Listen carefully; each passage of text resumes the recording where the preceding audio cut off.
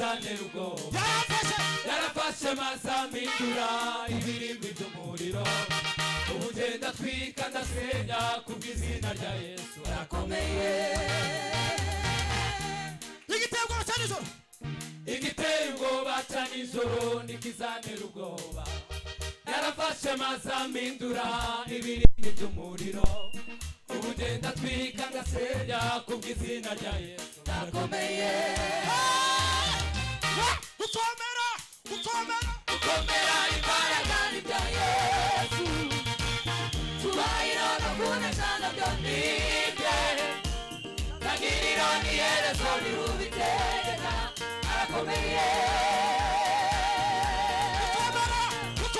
gukomera imbaraga n'ibya Yesu tubahiro no kunesha nabyo nibye tangiriro n'iherezo rirubitegeka arakomeye.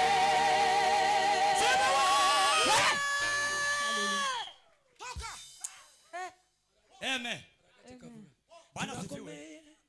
Mutegere. Turakomeye. Mwiyongeje namwe cyane kabayumvikirezane. Iminota 2. Bagasubiremo kubera ko natwe tuzadusubiramo. Warudirete na kidogo hanyuma. Amen. Hanyuma tuze kuririmba indirimbo ivuga ngo siku moja mavuno atasha kabisa. Uko natekereje rero Reverend Benjamin Asi. Tambuka. Bakwe mikrofone wakupe mic nawe na kamenyero no uyu mugabo gani utuyobora muri uyu mukunga hanyuma kamenyero ari he ndugu nabutoto wa hano babandi babayumbe baza babekinga no kuririmba makanisa wala ambao wana beki wana imba butuyobora indirimbo y'umukunga mtongoze nyimbo ya kumtazama turirimbi amajwi abaririmbyi barangiza tuimbe sauti baheza abayumbe nabaza bayobora umukunga wapea waombezi wanaongoza moja mavuno tukumviza tuimbe nyimbo hiyo mube tumugatindeho nono msikawie kwa hiyo ariko tweka bazamura ibiganza ye tuonyoshe mikono yetu Imana duhinduye ibirimi by'umuntu haleluya haleluya amen twage papa masegonda ngahe gusa turakomeye nditsinda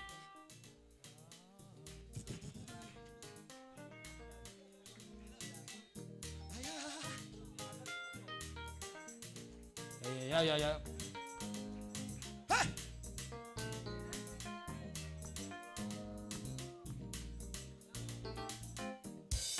igiteye ubwoba cya nijoro igiteye ubwoba cya nijoro nikizanira ubwoba yarafashe mazamindura ibirimi by'umuriro ubugenda twika ndasenya kubw'izina rya Yesu arakomeye igiteye ubwoba cya nijoro igiteye ubwoba cya nijoro nikizanira ubwoba yarafashe mazamindura ibirimi by'umuriro ubugenda twika ndasenya kubw'izina rya Yesu arakomeye turakomeye tidutsindwa turakomeye turakomeye tidutsindwa turakomeye turakomeye tidutsindwa turakomeye twese turakomeye tidutsindwa turakomeye turakomeye tidutsindwa turakomeye turakomeye tidutsindwa turakomeye turakomeye tidutsindwa turakomeye turakomeye tidutsindwa turakomeye turakomeye tidutsindwa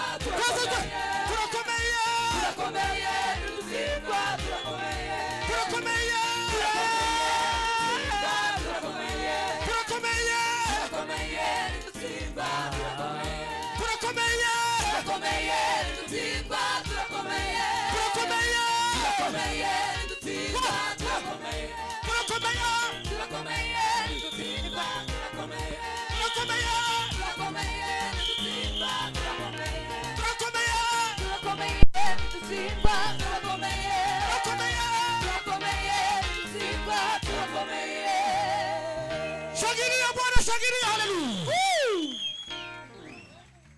Amen. Bwana asifiwe. haleluya Bwana Yesu asifiwe. haleluya Abaririmbyi barakoze cyane, Imana ibahe umugisha. Waimbaji wabarikiwe sana, Mungu awabariki. Arakantu natekereje. Na kile ambacho nimefikiria, Mwene data agize neza, Imana imuhumugisha. ndugu amefanya vizuri. Ukuntu tujya dukora gutya tukanezerwa tukazamura abantu tukabageza ku Mana. Tukifanya hivi tunapandisha watu tunafika kwa Mungu. Abaririmbyi bakatuzamura bakatugeza iri. Waimbaji wanatupandisha tufikisha juu. Wamara tukabaga ngo nibicare. Na baadaye tunaomba waketi. Ngo bayumbe ngo bakomeze. Eti waombezi waendelee. Batugejeje ku Mana. Wametufikisha kwa Mungu. Abayumbe ntimwabona ko bifashe Kisha kaba bose. niboga bavuze ngo bayumve turirimbane ninde wo kwicaza uyu nguyu ngo namara ahagurutse. nana naweza ketisha moja na mwingine apitishe mwingine. Oya. Haiwezekani. Tugiye kuzamuka twese. Tunataka kupanda Abarushe sote. gusa aribo bicara. Wenye wamechoka ndio Ariko wataketi. abandi bose Lakini wengine wote dukomezanye. tuendelee tuambatane. Tuzamure Imana icubahiro. Hallelujah. Hallelujah. Bwana Yesu asifiwe. Amen. Tuhimbase Imana hano ni kwa data. Tumtukuze Mungu hapa ni kwa Twese Baba. turabana imbere y'Imana. Sote ni watoto mbele za Mungu. Abana imbere ya se. Watoto mbele ya babaye. Ntazuba mukuru ntazuba muto. Kuna mkubwa kuna mdogo. Twese Sote twaje kuramya no guhimbaza. tumekuja kuabudu na kusifu. Twese dufatikanye. Sote tuambatane. Tuhimbase Imana mu gisirimba. Tumtukuze Mungu kumchezea. Tunezererwe Imana. Tufurahie Mungu. Ijuru ritunduke ku bwacu. Mungu ifuwe kwa ajili yetu. Imana itugaburire. Mungu atupe chakula. Zamura Imana icubahiro. Nyosha mkono wako. Hallelujah. Hallelujah. Hallelujah. Bwana Yesu asifiwe. Ngaho ngwino papa. Kuja ndugu.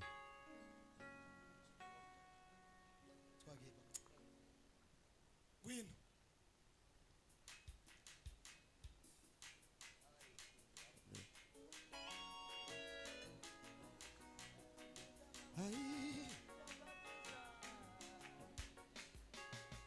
Siku moja mavuno yataisha kabisa.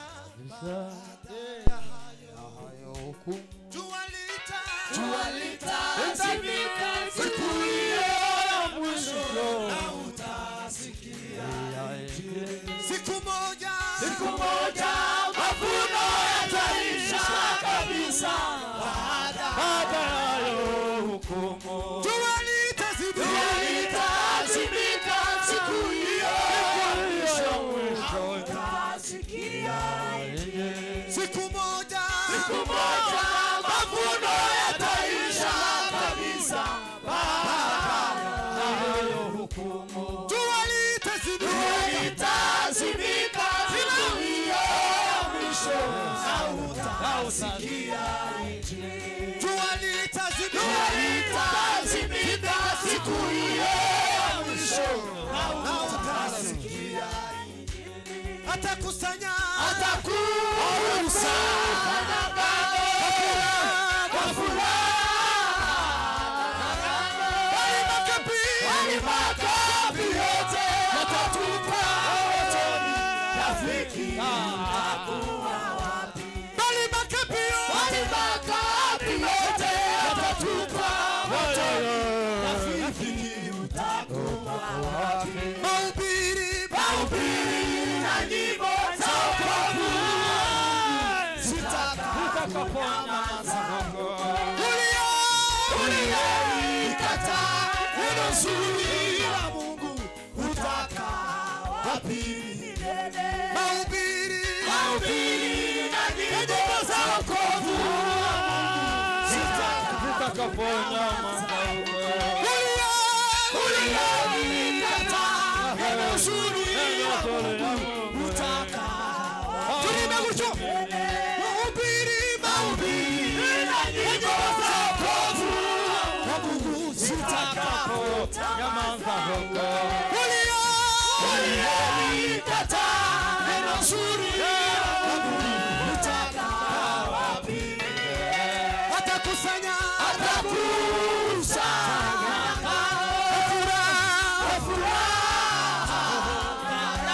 bali makapi yote yatatupa motoni. Rafiki utakuwa wapi? Bali makapi yote yatatupa motoni.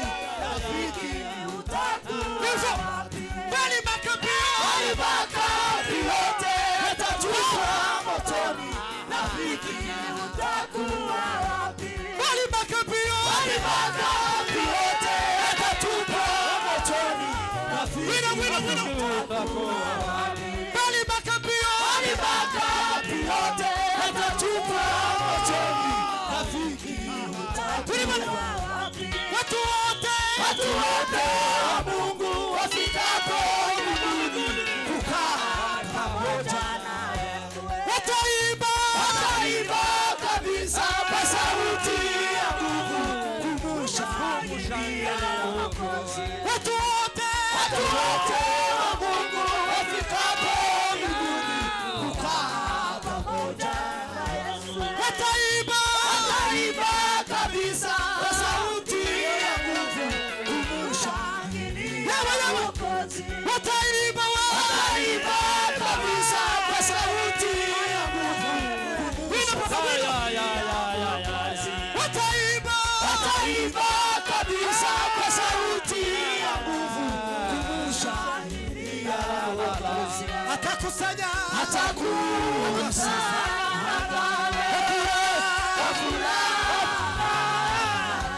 bali makapi yote yatatupa motoni. Rafiki bali makapi yote yatatupa motoni. Rafiki watu wote wa Mungu wafikapo mbinguni wataimba kabisa kwa sauti ya nguvu kumshangilia Mwokozi. Wataimba kabisa kwa sauti ya nguvu kumshangilia Mwokozi. Wataimba kabisa kwa sauti ya nguvu kumshangilia Mwokozi. Atakusa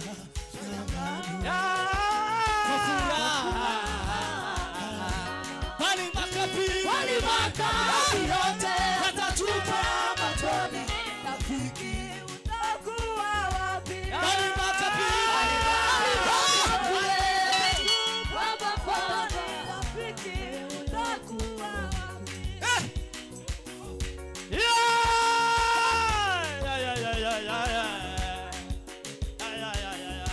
Uvimana ya kilini wasa bala watu wa milele we uvimana ya we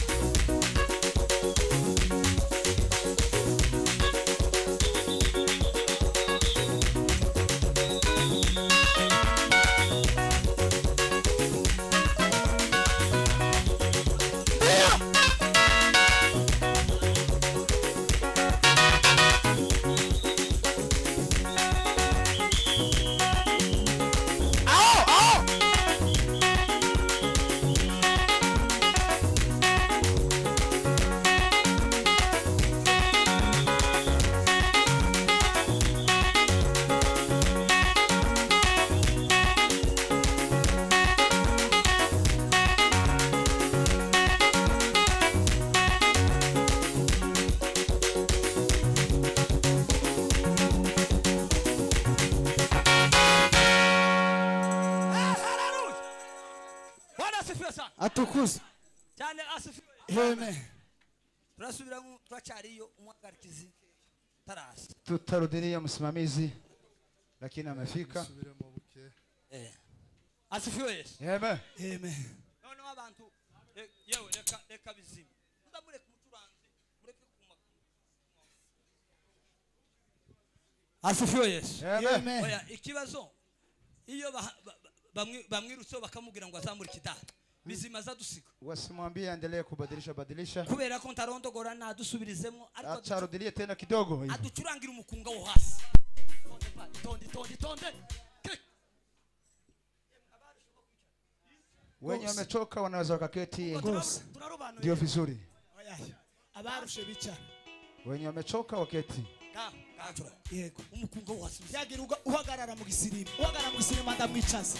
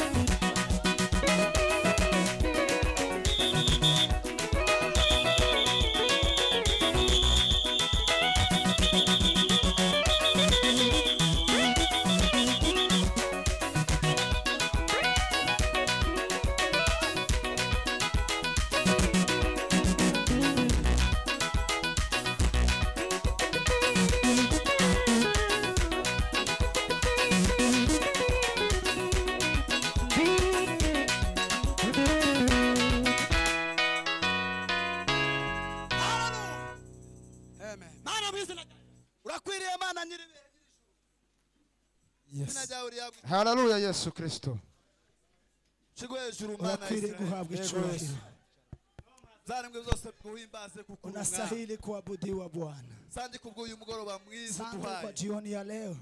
kugira ngo dukomeze twumve kugira Yego. Tunasifu jina lako Bwana. urarengeye Imana mwami Yesu. zikomeze kuganza muri Tukufu ni aba wako. Haleluya himbazwa bugingo buhoraho. Yego Jehova. Basi Sifa ni zako milele na milele. nafe Baba. Nani aliye kama wewe?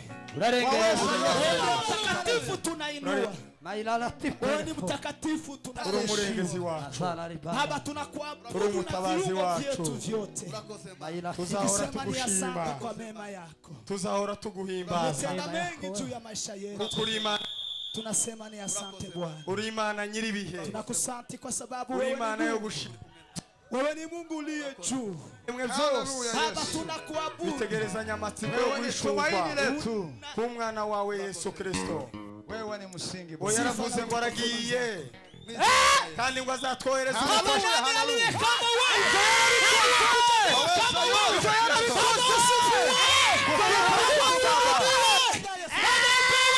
Baba wetu. Baba ushangiliwe. Utukufu ni wako milele. Sifa na utukufu ni Haleluya, wako. haleluya. Wewe ni Mungu uliye juu. halali sala Wewe pili ni ya Mungu sola wa kuabudiwa Bwana. wewe ni Jehova Sifa na utukufu ni Cyane. wako. urakoze Mana Israeli kuko Ni wabivuze izina rya Yesu Asante twizeye. Yesu kuko uri Kristo. umwami wacu. Amen Asante Yesu. iminota ingahe Watu walikuwa wengi sana, alafu wale wameketi, mutulie kabisa. no teta pesa fo shina ola labre